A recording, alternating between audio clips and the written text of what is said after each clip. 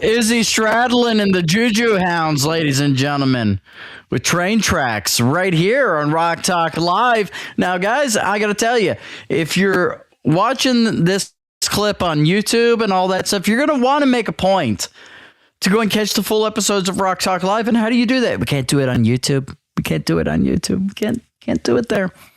You'll be able to catch them live on Rumble whenever we go live at 7:30 p.m.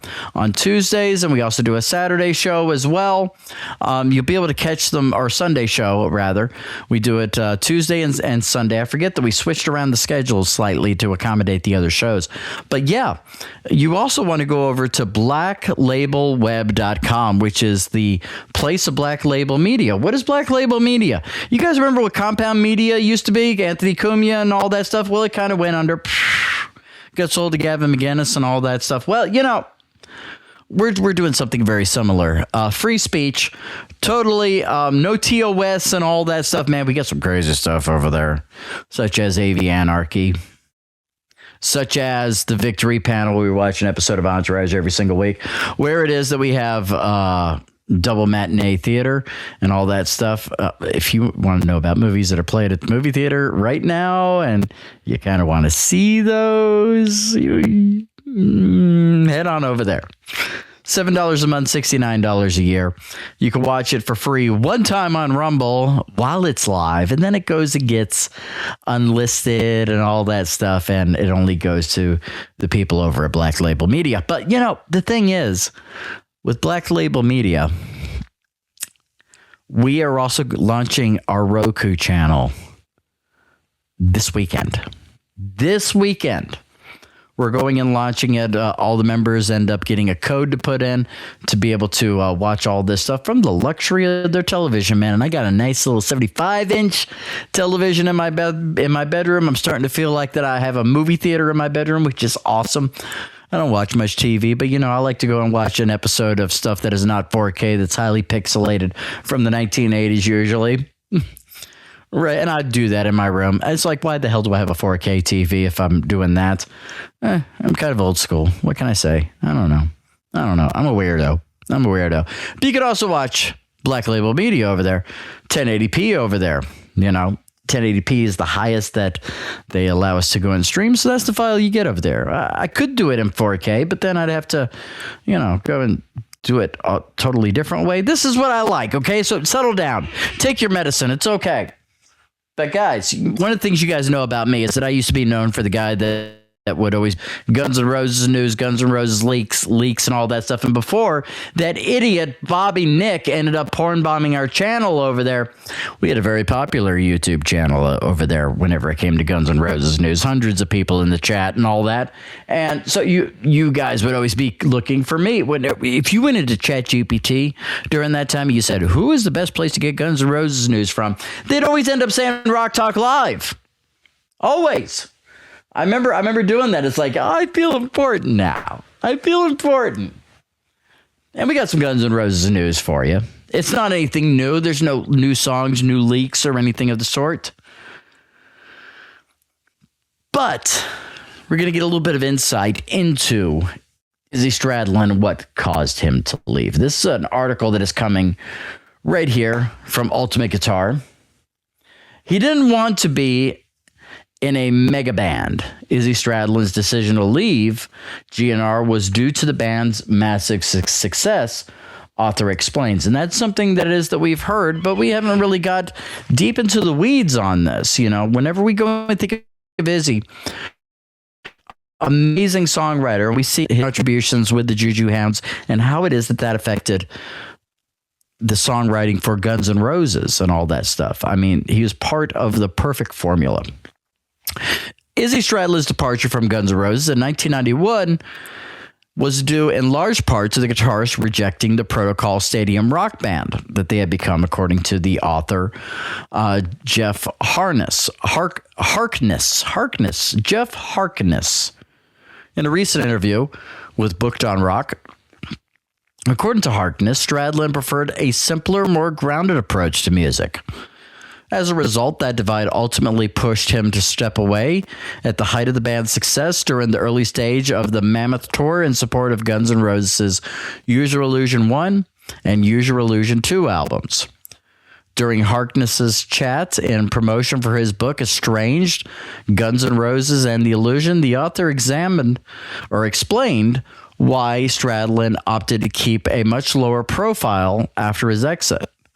While GNR continued on, according to him, most rock stars in the 80s seemingly embraced fame and fortune, and Stradlin was an exception, which was in sharp contrast to Guns N' Roses singer Axl Rose.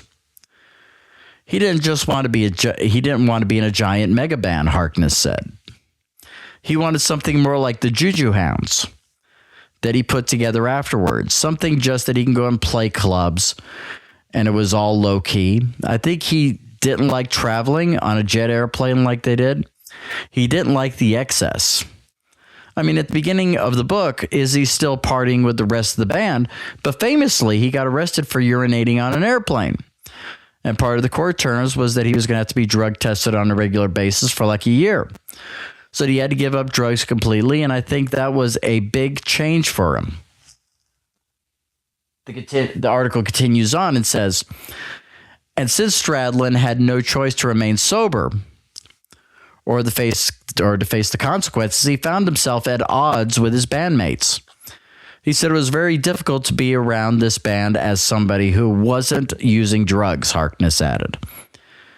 It's not like, oh yeah, you do you, I do me. He shows up for rehearsals and they're offering him some cocaine and stuff like that. And he's like, guys, I'm going to literally be in jail if I get busted again.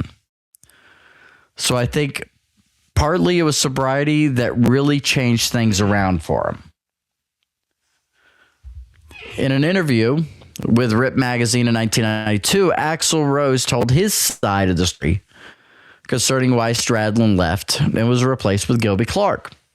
He said, I think for a long period of time, Izzy wanted to be more independent, but Guns N' Roses took off fast, and he was such a part of it.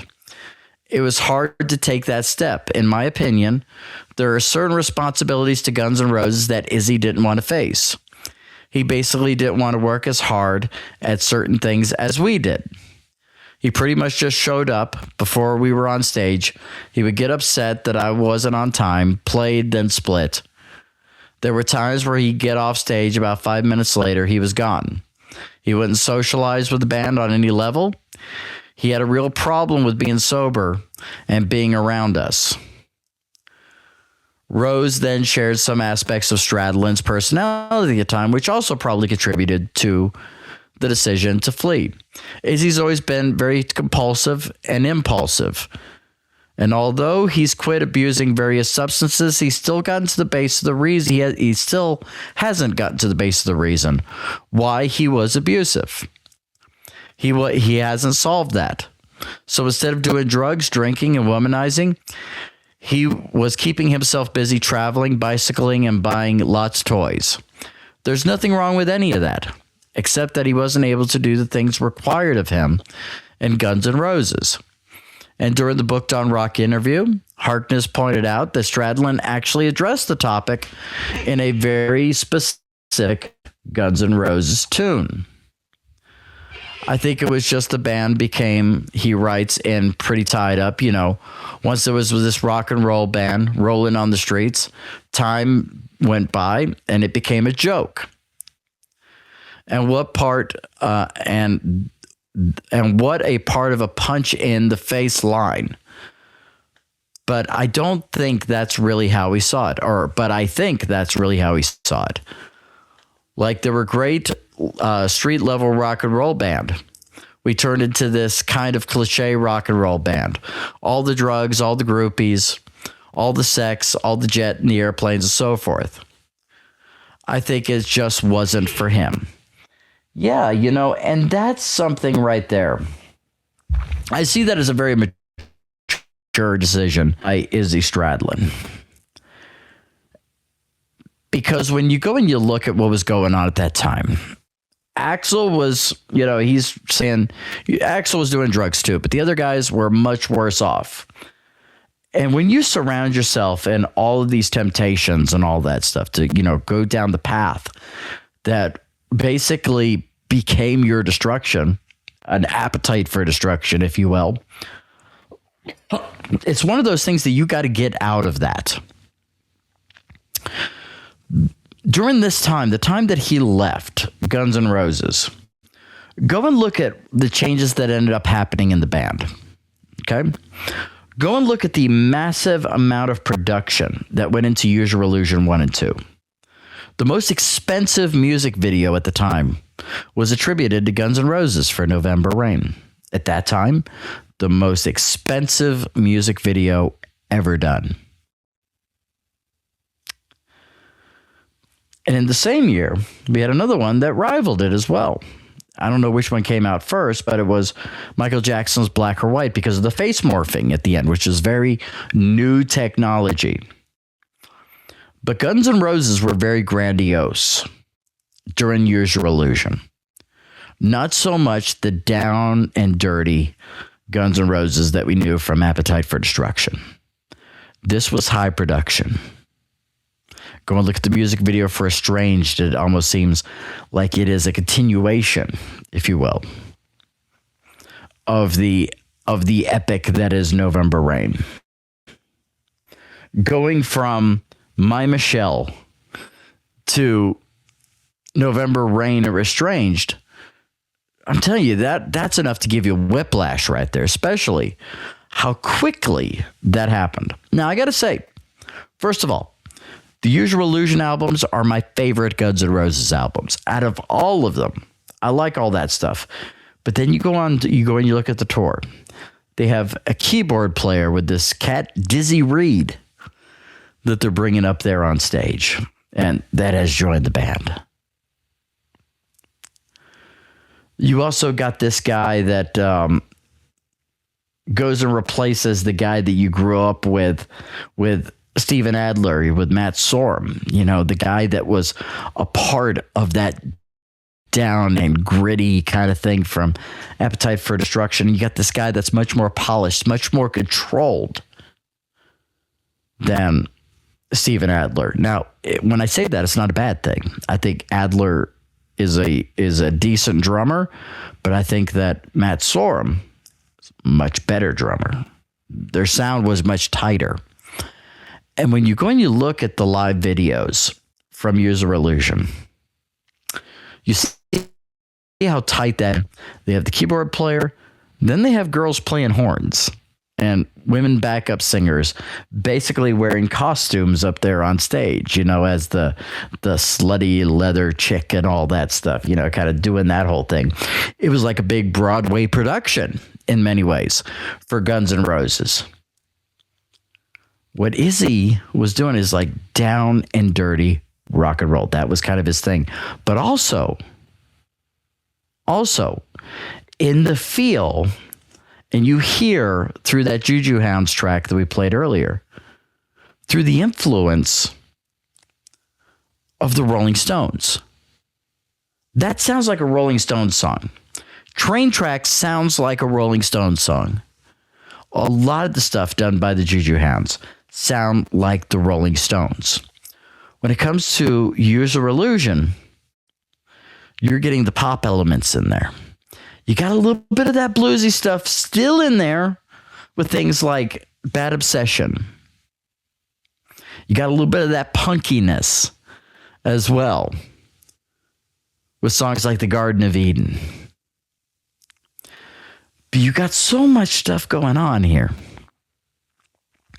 that goes into every single genre. And then you have My World that, you know, people really hate that song. It's considered to be the worst Guns N' Roses song ever made. I kind of like it, in all honesty. I kind of like My World.